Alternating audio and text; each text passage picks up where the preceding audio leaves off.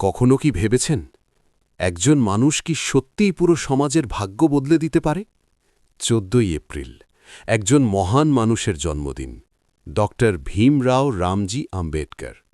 একটি দরিদ্র পরিবারে জন্ম নেওয়া সেই ছোট্ট ছেলেটি শৈশব থেকেই সমাজের কঠিন বৈষম্যের মুখোমুখি হয়েছিল।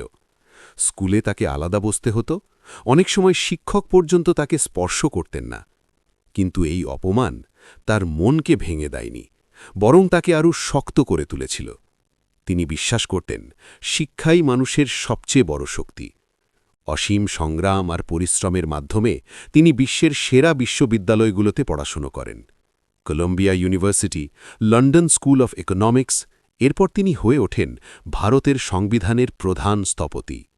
তিনি এমন একটি সংবিধান গড়ে তোলেন যেখানে প্রত্যেক মানুষ সমান অধিকার পায়, ধর্ম, জাত বা জন্ম নির্বিশেষে। Doctor B.R.. আম্বেদকর শুধু একজন নেতা ছিলেন না, তিনি ছিলেন সমতার এক অদম্য যোদ্ধা। তার একটি অমর বাণী আজও আমাদের পথ দেখায়: শিক্ষিত হও, সংগঠিত হও এবং সংগ্রাম করো। এই আম্বেদকর জয়ন্তীতে চলুন আমরা সবাই প্রতিজ্ঞা করি, মানবতার পথে হাঁটব এবং সমতার সমাজ গড়তে নিজেদের অবদান রাখব। কারণ একজন মানুষের স্বপ্নই কখনো কখনো বদলে দিতে পারে পুরো পৃথিবী। Doctor B.R.. আম্বেদকরকে জানাই শ্রদ্ধা। এমন অনুপ্রেরণামূলক গল্প শুনতে সাবস্ক্রাইব করুন মুকুট উইজডম সার্কেল। ধন্যবাদ, ভালো থাকবেন।